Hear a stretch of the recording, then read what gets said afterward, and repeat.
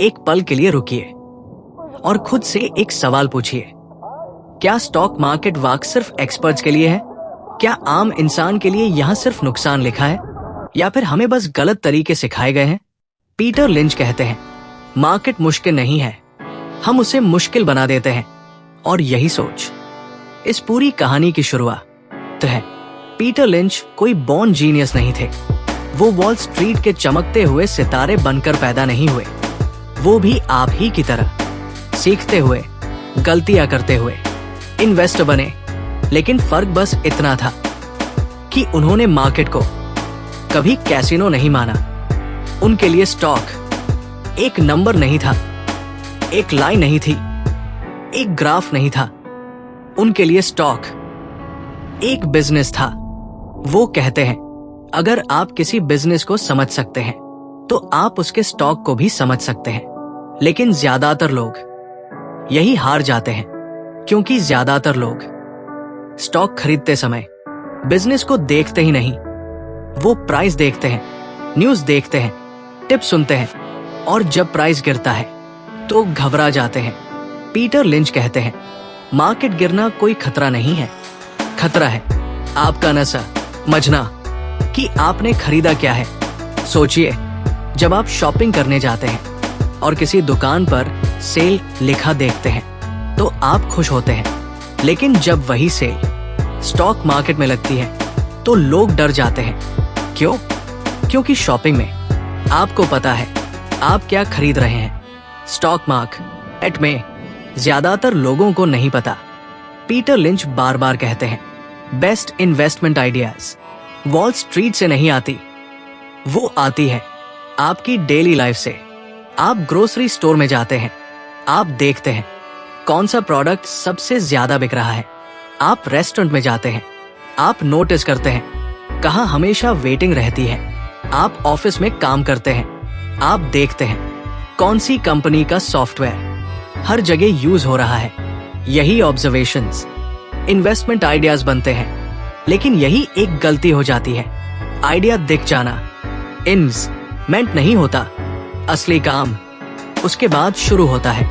Peter lynch कहते हैं, पहले ये समझो कंपनी पैसा कैसे कमाती है। क्या उसका बिजनेस सिंपल है? क्या डिमांड सस्टेनेबल है? क्या कंपटीशन उसे खत्म कर सकता है? क्या मैनेजमेंट समझदार है? अगर ये सवाल क्लियर है तो प्राइस उतना डरावना नहीं लगता। पीटर लिंच स्टॉक्स को अलग अलग तरह से देखते थे, क्योंकि हर स्टॉक एक जैसा बिहेव नहीं करता। कुछ कंपनीज धीरे धीरे बढ़ती है, ना एक्साइटमेंट देती है ना शॉक। कुछ कंपनीज तेजी से ग्रो करती है, लेकिन साथ में रिस्क भी लाती है। कुछ कंपनीज इकोनॉमी के साथ चलती है। जब इकोनॉमी स्ट्रांग होती है तो वो चमकती है, और जब इकोनॉमी स्लो होती है तो दब जाती है। और कुछ कंपनीज ऐसी होती है जो प्रॉब्लम में फंसी होती है, लेकिन अगर वो प्रॉब्लम से बाहर निकल आई तो इन्वेस्टर की किस्मत बदल सकती है। पीटर लिंच कहते हैं, सबसे बड़ा नुकसान तब होता है जब इन्वेस्टर नहीं जानता कि उसने किस तरह की कंपनी खरीदी है। मार्केट गिरता है, न्यूज डराती है और इन्वेस्टर पैनिक में बेच देता है। लेकिन पीटर लिंच कहते हैं, अगर बिजनेस की कहानी इंटैक्ट है तो गिरावट आपकी दुश्मन नहीं है, वो आपकी पेशेंस की परीक्षा है। मार्केट शो आरटी टर्म में आपको कंफ्यूज करेगा, लेकिन लॉन्ग टर्म में वो बिजनेस की सच्चाई दिखाएगा।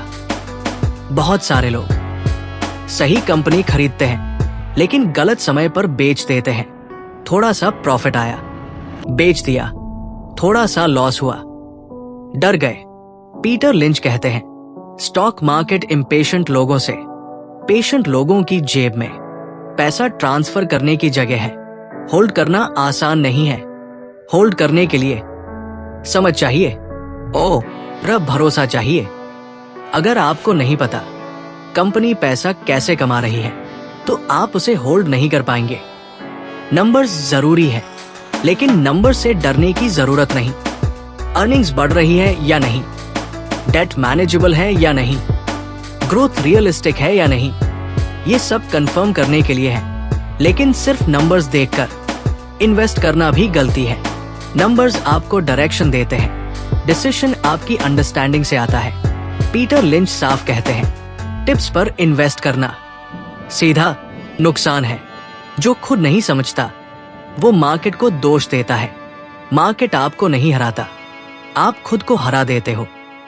बीटिंग द स्ट्रीट का मतलब ये नहीं है कि आप हर साल इंडेक्स से आगे निकल जाओ। इसका मतलब है कि आप अपनी फियर, ग्रीड और इम्पेशंस को हरा दो। अगर आप एवरेज इन्वेस्टर से थोड़ा ज्यादा डिसिप्लिन रखते हो, थोड़ा ज्यादा पेशेंस रखते हो और बिजनेस को समझकर इन्वेस्ट करते हो, तो आप ऑलरेडी जीत रहे हो। पीटर लिंच कहते हैं, इन्वेस्टिंग में सबसे मुश्किल काम कुछ न करना है। बस सही कंपनी चुनो और उसे समय दो।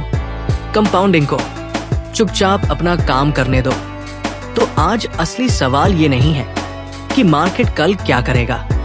असली सवाल ये है, क्या आप जानते हो आपने क्या खरीदा है? क्या आप बिजनेस में इन्वेस्ट कर रहे हो या सिर्फ प्राइस के पीछे भाग रहे हो? क्या आप इन्वेस्टर बनना चाहते हो या गैम्बलर बने रहना चाहते हो? अगर इस ऑडियो बुक ने आपकी सोच में थोड़ी सी भी हलचल पैदा की है तो कमेंट में जरूर बताइए। क्या आपने कभी ऐसा स्टॉक खरीदा है जो आपकी डेली लाइफ से जुड़ा था?